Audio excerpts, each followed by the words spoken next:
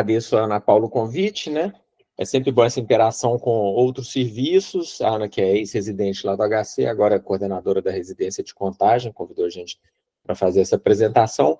E eu vou falar, então, para vocês um pouco sobre a avaliação da gestante internada com pré-eclâmpsia, porque a gente fala muito sobre como fazer o diagnóstico, como fazer o tratamento, quando internar, mas ninguém fala sobre o que fazer com a paciente depois que ela está internada. Então, essa aula foi uma aula que me solicitaram para montar e eu achei que seria interessante de discutir com vocês, começando falando da importância da pré-eclâmpsia. Eu sempre começo com esse slide, lembrando que ela comete 2 a 8% das gestantes, sendo responsável por cerca de 12% das mortes maternas no mundo, a grande maioria delas nos países subdesenvolvidos, como fica mais fácil de ver nesse gráfico, onde do lado esquerdo aqui estão o território dos países segundo o território e do lado direito os países segundo a mortalidade materna. Então, quanto maior a mortalidade materna, mais inflado fica o país. Então, vocês veem que os países desenvolvidos, Estados Unidos, Europa,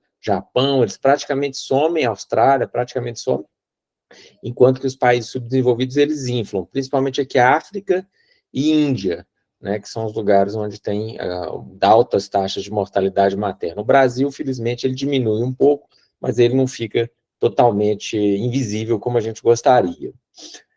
Dentre as causas de morte materna no mundo, a hipertensão é a segunda, só atrás de hemorragia, as causas de morte materna obstétrica direta, né? E no Brasil é a primeira causa de morte materna no nosso país, hipertensão. Daí a importância da gente entender e saber como lidar com essas pacientes. O que reduz de fato a mortalidade materna na pré-eclâmpsia? Então, são esses 6 itens: diagnóstico correto, a prevenção, que não vai ser o tema da nossa aula aqui hoje, o acompanhamento adequado, o controle da pressão, o sulfato de magnésio, que é uma medida muito importante, e interromper a gestação no momento certo.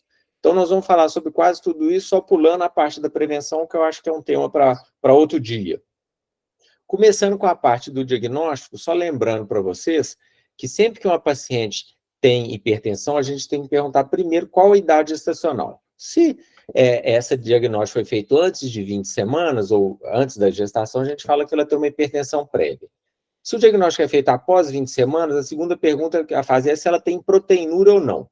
Se ela não tem a proteinúria e tem a hipertensão, a gente classifica como hipertensão gestacional. E se ela tem a hipertensão mais a proteinúria, a gente classifica como pré-eclâmpsia.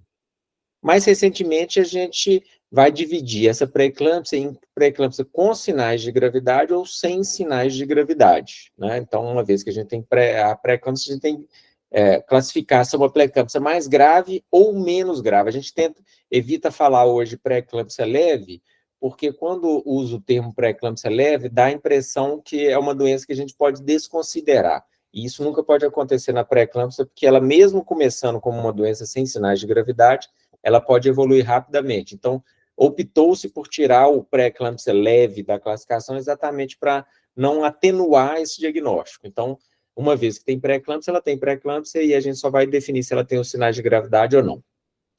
Se ela não tem proteinúria, mas ela tem algum sinal de disfunção orgânica, então ela também pode ser classificada como uma pré-eclâmpsia. Então, a proteinúria, que antigamente era fundamental, atualmente ela é dispensável nas pacientes que já têm alguma disfunção orgânica. Então, a hipertensão de surgimento na gravidez mais uma disfunção orgânica é igual à pré-eclâmpsia. Geralmente, com sinais de gravidade, tem pequenas diferenças.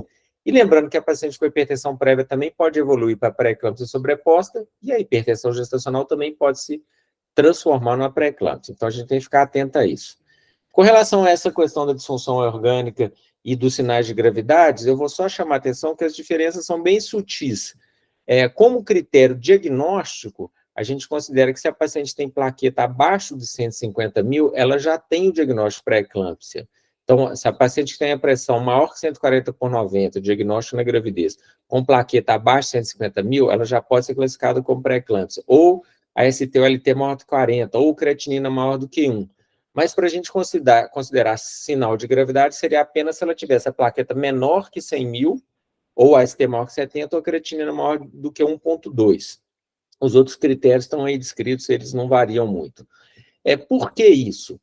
porque é exatamente para fazer um diagnóstico mais precoce da pré-eclâmpsia, ficar mais atento a essa paciente. Então, as sociedades internacionais e a Rede Brasileira de Estudo de Hipertensão na Gravidez, seguindo essa recomendação das sociedades internacionais, então, mudou um pouco o critério da pré-eclâmpsia para ele ficar mais abrangente, para que a gente pudesse prestar mais atenção nessa paciente mais precocemente, ou seja, ela tem uma hipertensão e tem um AST de 50, ela já deve ser classificada como pré-eclâmpsia, mesmo que ela não tenha proteinúria, porque aí a gente vai ficar mais atento com essa paciente. Então, só essa observação aí, dessa pequena diferença no diagnóstico e no critério de gravidade nesses 3 itens aí específicos.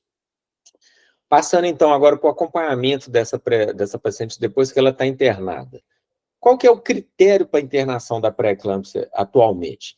Então, qualquer paciente que tenha pressão maior do que 140 ou 90, ela deveria ser internada inicialmente para uma avaliação inicial, porque, como eu disse para vocês, é uma doença que ela pode evoluir muito rápido, mesmo em quadros leves. Então, sempre que a paciente tiver uma hipertensão de surgimento na gravidez, a gente deveria interná-la inicialmente para fazer essa avaliação, para ter certeza que é uma doença que não está evoluindo de forma rápida. Se ela não estiver evoluindo de forma rápida, a gente pode até considerar, em alguma medida, fazer o acompanhamento ambulatorial, se a gente estiver com tudo ok. Né? Se ela não tiver com tudo ok, ela vai permanecer internada até a resolução da gravidez. É lógico que existem situações que não é necessário internar a paciente. Por exemplo, uma paciente aí do consultório da doutora Ana, que é uma paciente que tem o telefone dela, que consegue fazer os exames que ela solicitar de hoje para amanhã, que consegue fazer a monitorização ambulatorial da pressão com rigor e informar para ela qualquer diferença. Então, essa paciente realmente ela pode ser acompanhada em nível ambulatorial. Mas as pacientes do SUS, de forma geral, ou paciente de convênio mesmo, que não tenha um acesso tão fácil ao médico, o ideal seria que ela passasse por essa avaliação para que depois a gente tomasse uma conduta, para a gente não perder tempo nessas pacientes com pré-eclâmpsia. E uma vez internada, o que a gente vai fazer? A gente vai fazer uma medida seriada da pressão, né, fazer uma curva de PA e pedir os exames laboratoriais para ver se ela tem as disfunções orgânicas ou se tem sinais de gravidade. Então, uma propedêutica básica seria um hemograma, desidrogenase lática, LDH, bilirrubina, AST ou ALT, não precisa de ser os dois, normalmente a gente pede os dois, mas não tem necessidade. A creatinina e uma proteinúria de 24 horas que pode ser substituída facilmente pela relação proteína-creatinina, que é muito aceita hoje em dia, já é validada, então a gente pode trocar a proteinúria de 24 horas pela relação PC, é super válido. Eu, particularmente, nas pacientes que ficam internadas, eu gosto ainda da proteinúria, porque eu tenho uma noção maior dessa progressão da doença, ela é um pouquinho mais sensível que a relação PC, mas a relação PC é super aceita.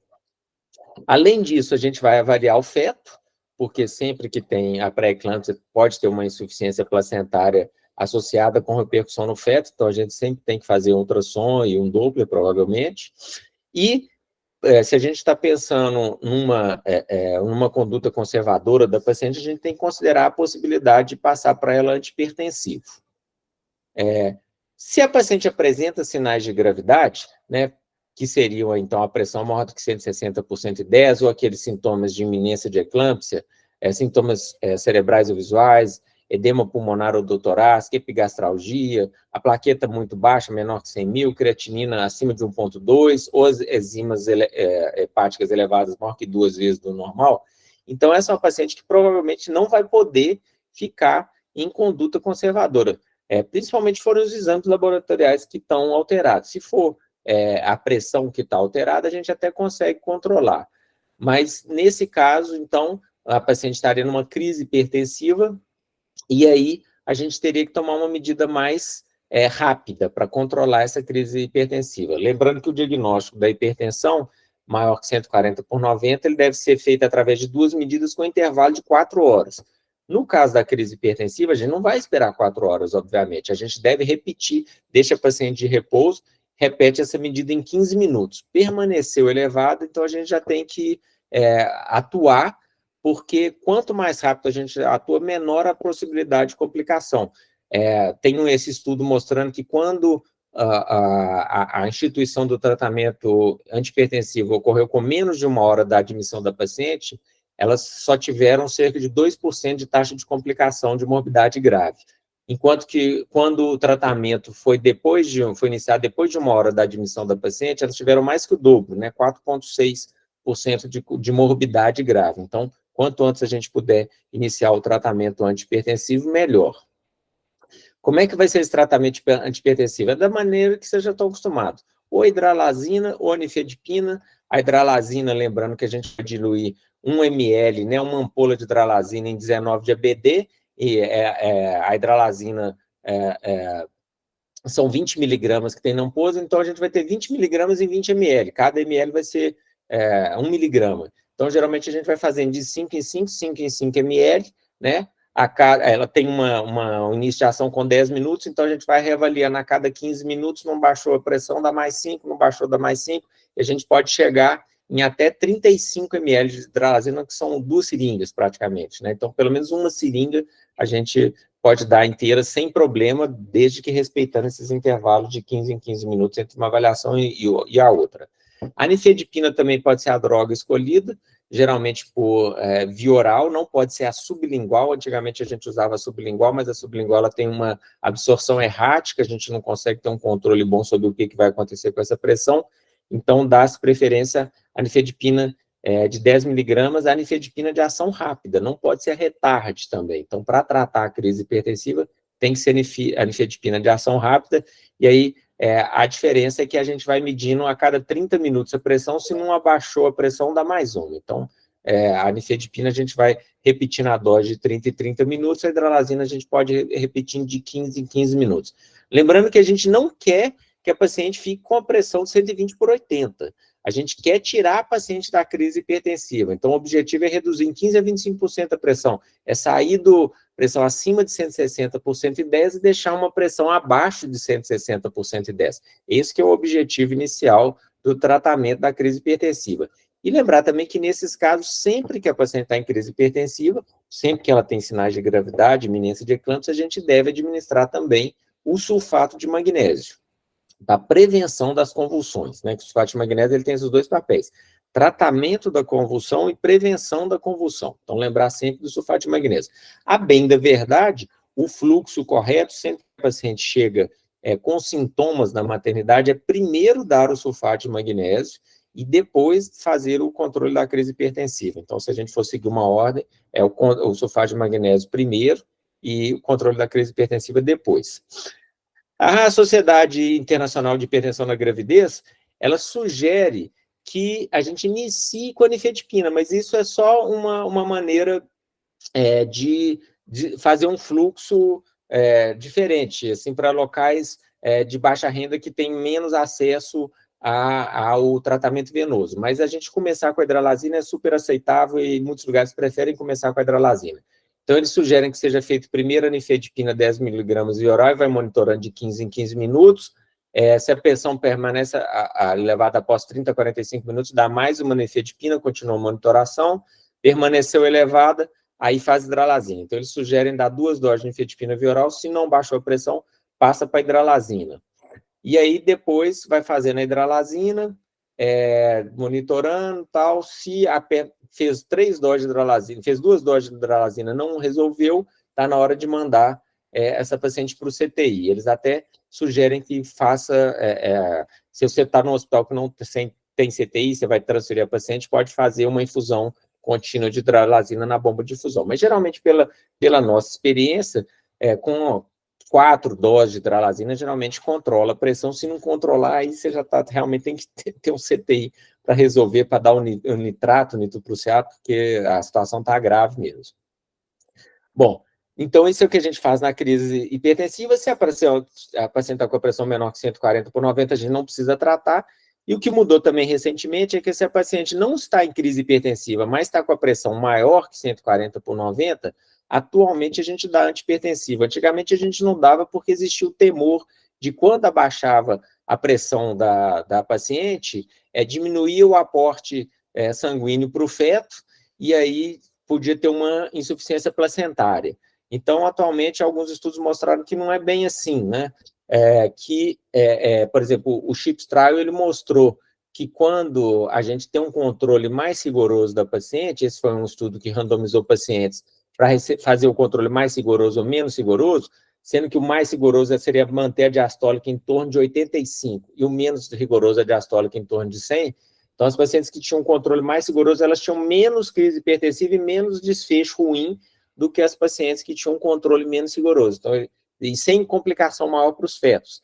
Então, desde esse estudo, que foi de 2015, que a gente tem tratado também as pacientes que não estão em crise hipertensiva com antihipertensivo e os resultados têm sido bons, a gente tem conseguido prolongar as gestações. Então, a maioria da sociedade já recomenda que seja dado o antihipertensivo se a pressão está acima de 140/90, e a sociedade inglesa, que é a canadense também, o objetivo é manter a pressão abaixo de 140/90. Sociedade de hipertensão para gravidez, a mesma coisa, iniciar quando está acima de 140/90, com o objetivo de manter a diastólica em torno de 85, e a Febrasco também é a mesma coisa. Quando o nível está alto, baixar acima de 140/90, baixar a pressão para manter ela abaixo de 140/90. As drogas que a gente vai usar são as mesmas que a gente usa para tratar a hipertensão crônica, começa com metidopa ou nifedipina, são as drogas de escolha, e a gente vai aumentando até atingir a dose máxima antes de passar para a droga seguinte, lembrando então que a nossa meta é manter a pressão em torno de 130/85. Se a paciente já está usando 3 drogas em dose máxima e não está tendo o controle da pressão, aí é um dos sinais também que a gente deve começar a pensar em interromper a gravidez. Então, o uso de três medicamentos sem atingir o controle da pressão é também indicativo que a pré-eclâmpsia está evoluindo. Bom, para a prevenção de convulsões, eu já falei, o sulfato de magnésio é mais do que comprovado como uma droga de escolha. Então, o sulfato de magnésio ele tem um aspecto de neuroproteção, né? Por exemplo, se você dá uma droga tipo o diazepam ou a fenitoína, você vai tirar a paciente da crise convulsiva, mas ela não protege o encéfalo da paciente, então ela pode voltar a convulsionar. O sulfato de magnésio ele tem esse aspecto de proteger o encéfalo de outras convulsões. Ele tem da mesma forma que ele faz a neuroproteção fetal, ele faz a neuroproteção do cérebro da mãe também. Então, é a droga de escolha para prevenção e para o tratamento de convulsão. As doses que a gente usa são as doses clássicas, né? O esquema de Pritchard, que era com o sulfato de magnésio intramuscular, a gente não usa mais, ele é recomendado talvez para o tratamento pré-hospitalar, quando, por exemplo, o SAMU vai atender uma paciente, quer levar ela para o hospital, não tem bomba de difusão, pode ser usado, mas na prática a gente usa o esquema de Zuspam, que seria dar 4 gramas de sulfato de magnésio em bolos, né?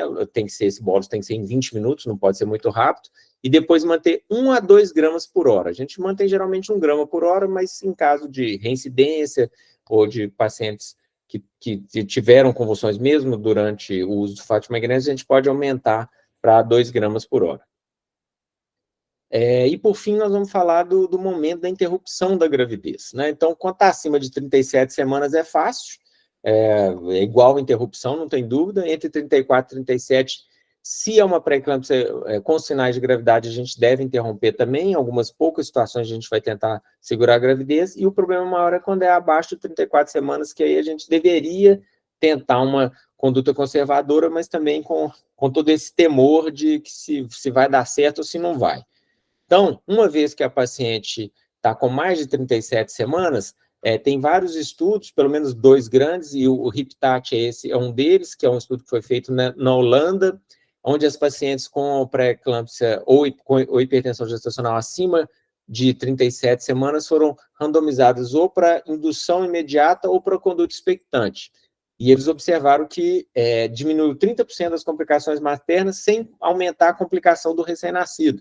Então, desde essa época, passou a ser recomendada a interrupção da gravidez com pré-eclâmpsia, mesmo pré-eclâmpsia leve ou hipertensão gestacional, a partir de 37 semanas.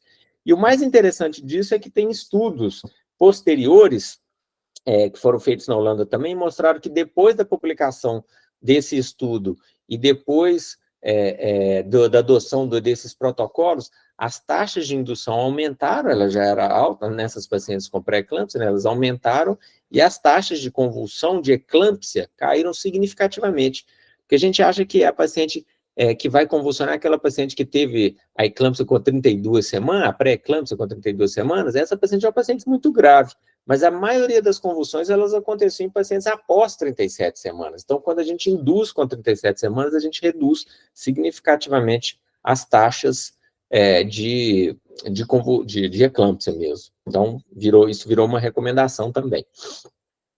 Entre 34 e 37, então, depois eles fizeram esse segundo trial, para ver a mesma coisa, conduta expectante ou indução, e eles viram que realmente diminuía as complicações maternas, mas nessa fase ainda aumentava a complicação neonatal, porque os nenéns ainda são um pouco prematuros, né?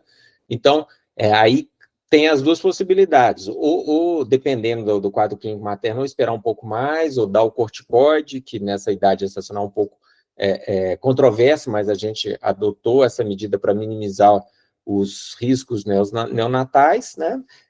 Ou, se possível, segurar um pouco a gravidez.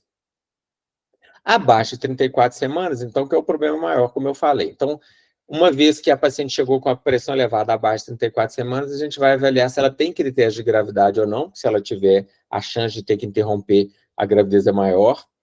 A gente vai sempre fazer avaliação fetal, nesse caso, sempre que possível, desde que ela não esteja com uma HELP síndrome franca, uma coisa muito complexa, a gente vai dar a corticoterapia, vamos fazer um controle da pressão rigoroso para conseguir progredir a gravidez o máximo possível e vamos tentar prever se ela vai ter complicações ou não. Como é que a gente prevê se ela tem complicações?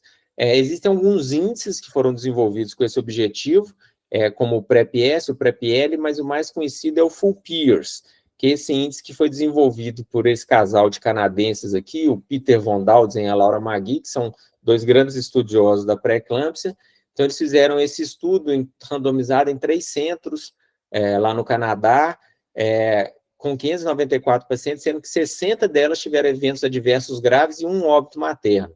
Então, esse estudo, o PEERS, que quer dizer Pre-Eclampsia Integrated Estimate of Risk, né, eles tentam prever todas essas complicações, que são complicações muito graves, morte, hematoma hepático, derrame, infarto do miocárdio, então são complicações gravíssimas. Então, esse índice serve para prever essas complicações gravíssimas.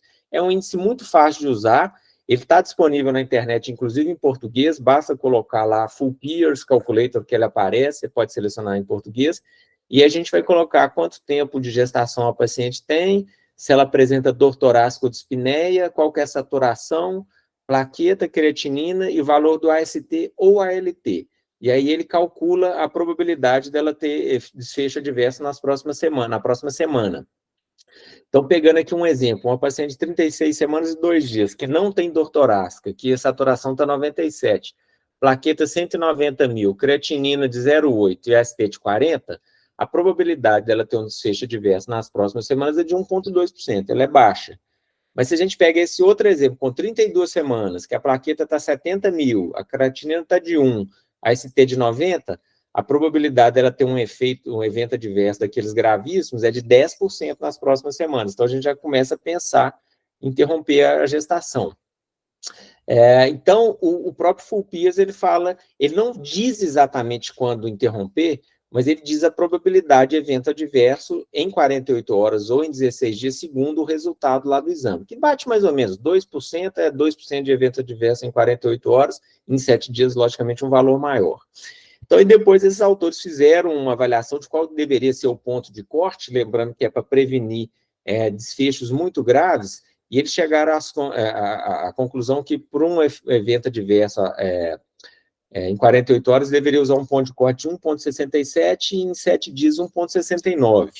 E aqui no Brasil foi feito um outro estudo também, que eles chegaram à conclusão que 1,7 seria um bom ponto de corte. Então, quando é menor que 1,7, o risco de evento adverso em uma semana é de 11%, maior que 1,7 é de 26%. Então, esse é um valor que foi mais adotado, assim, de uma forma mais abrangente, apesar de que o trabalho original ele não aponta um ponto de corte, ele fala que deve ser usado, inclusive a progressão, você deve repetir toda semana o índice e ver se ele está piorando para tomar essa decisão, se vai interromper ou não. Bom, de forma prática, o que a gente faz com essas pacientes, então? Tá hipertensa, internou. Tá em crise hipertensiva, a gente dá a hidralazina e o sulfato de magnésio, lembrando que sempre que a paciente tem crise hipertensiva, ela deve receber o sulfato de magnésio também. Se ela não está em crise hipertensiva, mas tem sintoma, ela deve receber o sulfato de magnésio, porque é para prevenir a eclâmpsia. Paralelamente a isso, a gente vai fazer uma avaliação laboratorial. Se ela tem HELP, aí ela vai para a interrupção da gravidez. A gente não vai prolongar a gravidez. Se ela controlou lá a crise hipertensiva, os sintomas, e não tem exames laboratoriais alterados, a gente vai poder acompanhar a gravidez. Se alguma delas, se não estabilizou com o sulfato de magnésio, continua com crise hipertensiva, ou a avaliação laboratorial está alterada, aí a gente não tem como interromper, não tem como prosseguir com a gravidez, a gente vai fazer a interrupção da gravidez. Então, partindo do princípio que ela está controlada, controlando a hipertensão, ela não está mais com sintoma de iminência de eclâmpsia, os exames laboratoriais estão razoáveis. Como é que a gente vai fazer o segmento dessa paciente internada? Então, em princípio, a gente vai fazer o full Pierce, se ele tiver maior do que 1,7, a gente já vai fazer o corticoide. Se ele tiver menor que 1,7, a gente não tem necessidade de fazer o corticoide imediatamente. Instituir o controle da PA, com a meta de manter a pressão em 130 por 85, lembrando que usando no máximo até 3 hipotensores em dose máxima. Está usando mais de 3 hipotensores em dose máxima, está na hora de interromper a gravidez. E vamos repetir nos exames, em princípio, eles têm que ser mais rapidamente, 24, 48 horas, para ver se a doença está progredindo rápido ou uma doença que está progredindo mais lentamente ou não está progredindo. Uma vez que esses exames estão estáveis, a gente passa a repetir os exames 2 vezes por semana, que foi a maneira que elas foram acompanhadas lá no Pierce. E lembrar sempre de fazer avaliação fetal. Se ela está normal, lá no HC a gente vai fazer uma cardiotocografia diária em todas essas pacientes com pré-eclâmpsia e pelo menos um ultrassom por semana para acompanhar líquido e crescimento desses fetos. Se não está normal, está com um Doppler alterado, alguma coisa, aí vamos seguir o protocolo específico segundo a alteração, que não vai ser o tema da aula aqui de hoje. Então, esse slide aqui é o que resume como é que é o acompanhamento das nossas pacientes, uma vez que ela internou e está estável, e a gente pretende manter está abaixo de 34 semanas, e a gente pretende manter uma conduta conservadora. Então, quanto que a gente vai interromper? Se surgir critério de gravidade a qualquer momento, menos o pressórico, que é possível de ser controlado, se ela está usando os antihipertensivos, mais de 3 antihipertensivos em dose máxima sem controle, ou se tiver sinal de comprometimento fetal. Então, esses são os motivos para a gente interromper a conduta conservadora. Quando que vai ser essa interrupção? Então, se ela tem sinais de gravidade, se ela não tem sinais de gravidade, a gente pode ir mais. Se ela tem sinais de gravidade, abaixo de 34 semanas, a gente vai tentar dar o corticoide se o tempo, se não tiver complicações, se não tiver uma HELP muito franca, se não for uma coisa muito grave, e vai interromper. Se ela está com mais de 34 semanas, a gente já pensa em interromper sem precisar ou sem dar tempo de fazer o corticoide. Se ela não tem os critérios de gravidade e está abaixo de 37 semanas, a gente vai mantendo o acompanhamento clínico, aí pode ser com a paciente internada ou ambulatorial, mas lembrando que ambulatorial nunca pode ser com um intervalo maior que uma semana as consultas. E se ela está com maior de 37 semanas, obrigatoriamente a gente vai interromper todas essas pacientes. Então, quais seriam as mensagens finais? O diagnóstico e a classificação correta, eles são fundamentais aí para o bom acompanhamento dessas pacientes. A prevenção, aí não falei hoje, mas a gente deve fazer. O acompanhamento adequado, ele vai passar sempre pela internação dessa paciente ou por um acompanhamento muito próximo dela, sempre lembrando de pesquisar os sinais de gravidade. A hipertensão, ela deve ser controlada, principalmente se estiver em crise, o mais rápido possível. O sulfato de magnésio sempre usar nessas pacientes com sinais de gravidade ou sinais de iminência de eclâmpsia. E a interrupção, se ela tiver sinal de gravidade, vai ser a qualquer momento, e se ela não tiver sinal de gravidade, obrigatoriamente acima de 37 semanas. Eu agradeço a todos, lembrando que o nosso livro já está pronto, ele deve sair agora acredito que até o final de julho ele já vai estar disponível para compra, na 15ª edição do livro, E para quem não conhece, principalmente o pessoal aí de Contagem, nós temos um canal no YouTube onde a gente discute os casos de gestação de alto risco do HC, toda quinta-feira, e o Instagram que vai dar umas dicas aí e chamar para o canal do YouTube também. Então, muito obrigado a todos. Estou disponível aí para as dúvidas. Obrigada pela aula, professor. Sempre muito importante esse tema, né? Muito recorrente na nossa. A gente vê que na hora mesmo de tomar a conduta, muita gente rola, né? Eu queria tirar uma dúvida com o senhor.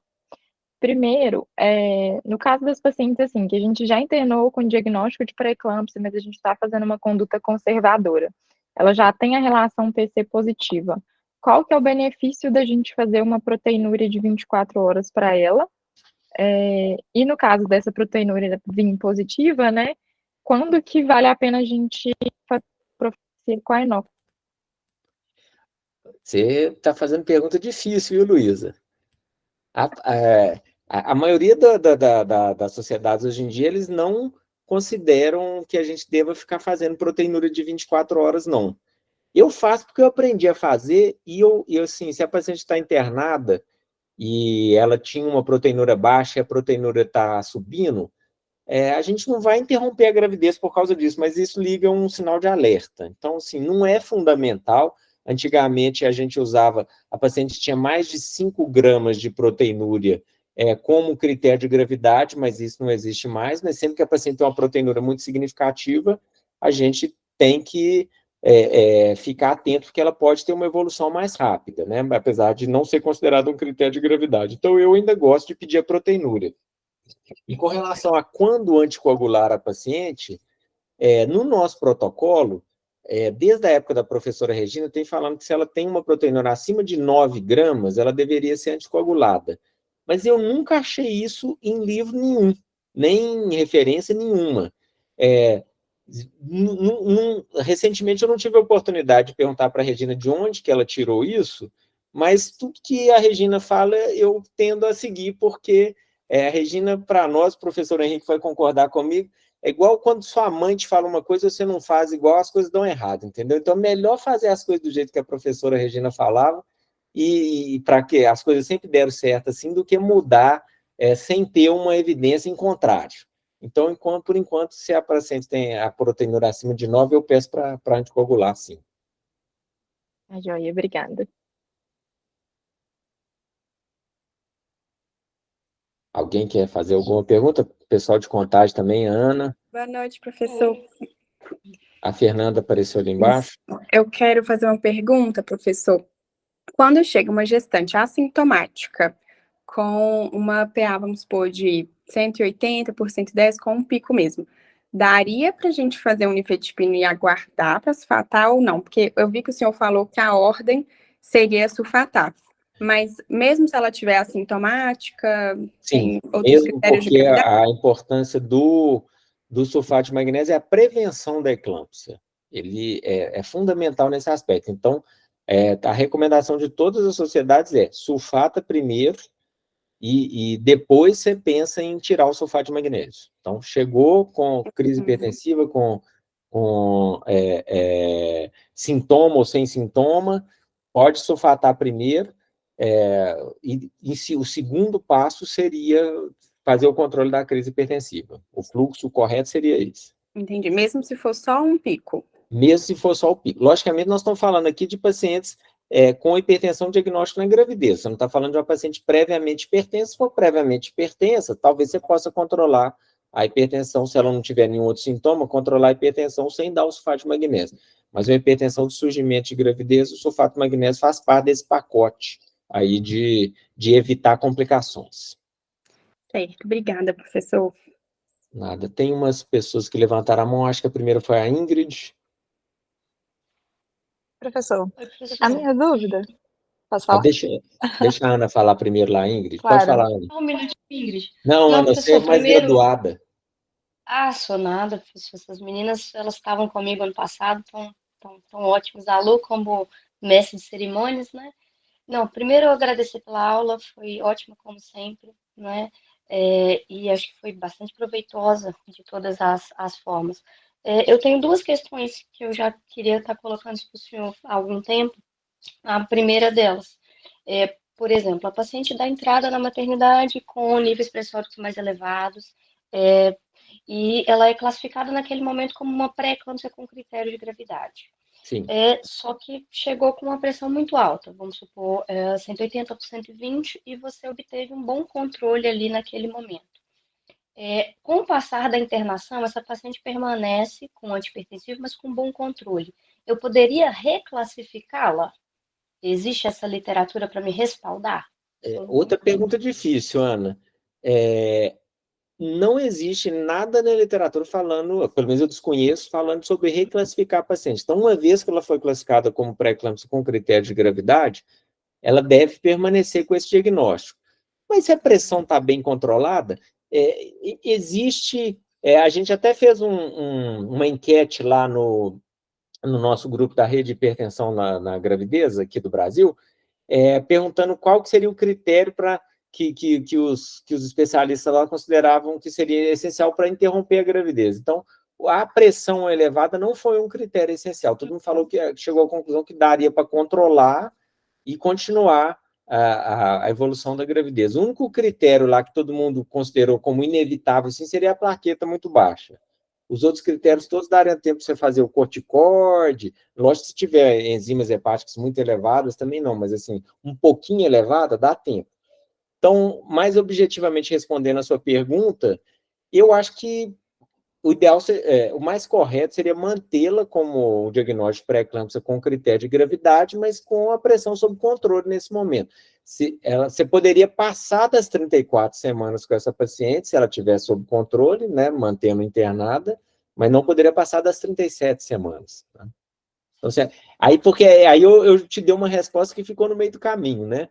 Ela não está com critério de gravidade, mas a gente está conduzindo como se não tivesse, né? Sim, mas assim, às vezes, né, um bom controle você consegue segurar um pouquinho mais. A outra envolve um pouquinho a questão de uma associação pré-eclâmpsia e CIUR, né, que a maioria das vezes uma complicação bastante frequente da pré-eclâmpsia.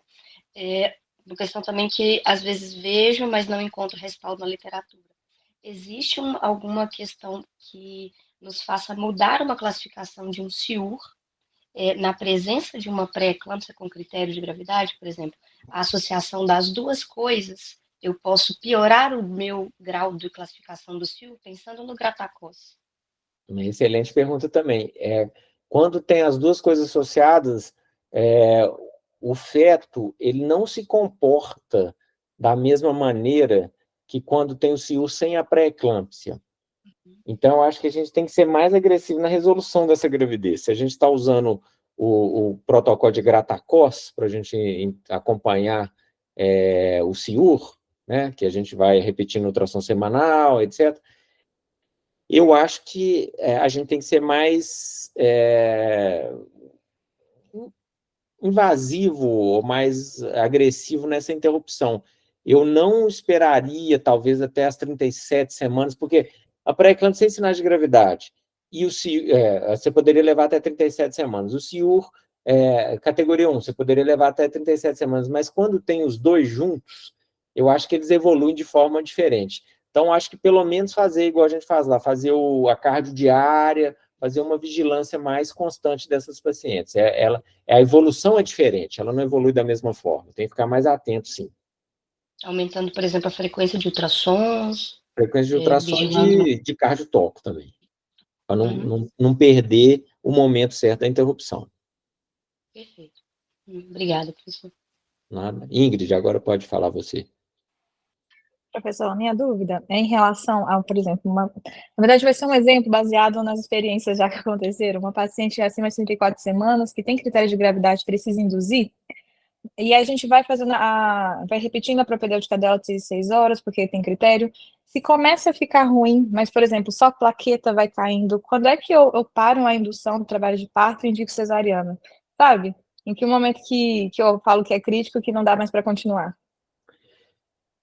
Teoricamente, essa decisão você tem que tomar antes do início da indução. Se o colo está muito ruim, às vezes não vale a pena você induzir. Se o colo está muito ruim, às vezes vale mais, e a paciente está grave, já vale mais a pena você ir para cesariana.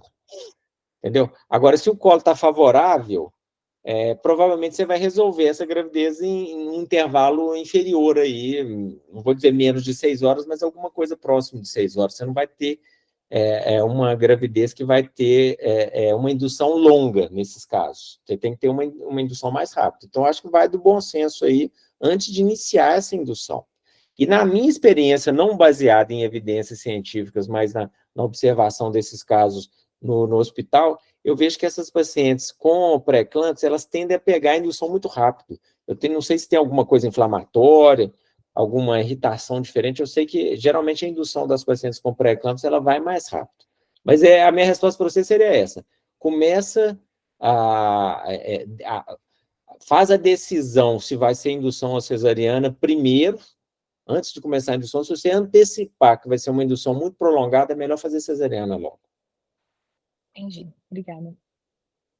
Eu acho que é Lorena. Boa noite. Professora, minha dúvida é, se eu tenho uma paciente que ela chega com uma crise hipertensiva, a gente consegue resolver isso rapidinho, né? 1 ou 2 doses de nifedipina. O sulfato de magnésio, eu vou manter quanto tempo? Pensando que eu não vou interromper essa gestação. Geralmente 24 horas, Lorena. Mantém o sulfato de magnésio 24 horas, porque ele tem essa questão de proteção do encéfalo da mãe. Passaram as 24 horas, ela está estável, você pode suspender. Então, normalmente, essas pacientes que vão fazer conduta conservadora, a gente introduz e deixa por 24 horas, pelo menos. E se eu for induzir esse parto, e aí, né, demora mais de 24 horas, eu posso suspender ou eu continuo mesmo e até 24 horas depois do parto? Se ela está com crise hipertensiva ou com sinais de gravidade, você deve manter o sulfato de magnésio. Se ela controlou e está sem a crise, você pode suspender. Obrigada. E se eu, né, tenho essa paciente, estou no meu consultório particular, tudo bonitinho, estou fazendo um acompanhamento ambulatorial dela. Aí você falou para a gente pelo menos se ver, né, uma vez por semana. Sim. Os exames também vão ser semanais? Semanais. Aí você deve... É por isso que eu estou falando, assim, o ideal é que você repita, a paciente que interna, a gente repete ele 24, 48 horas. Mas é uma paciente que está estável.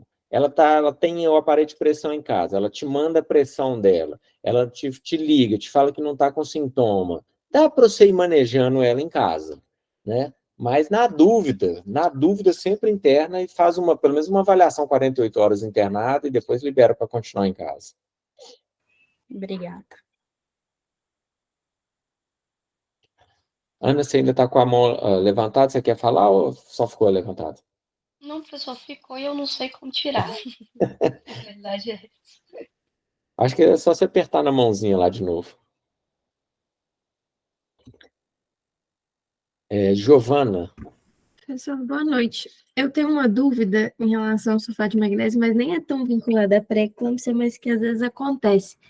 Às vezes chega uma paciente lá de 30 semanas, a gente sulfata ela e suspende, e vai interromper antes de 32, e a gente tinha indicação de fazer o sulfato para neuroproteção. Se essa paciente já recebeu em algum momento, a gente precisa fazer 4 horas antes do parto ou não? Tem que fazer, porque aí o sulfato de magnésio para a neuroproteção do feto, ele só vai atuar quando a mãe está recebendo na hora do parto. Então tem que voltar. Se o objetivo é neuroproteção do feto, tem que voltar. Então você tem que manter durante aquele período expulsivo, trabalho de parto, tudo? Tem que manter, tem que iniciar pelo menos 4 horas antes e manter até o feto sair. Entendi. Tá bom. Obrigada, professor. Nada. Mais alguém, gente? Luísa, então você que é a nossa hostess aí. Então, só queria agradecer você.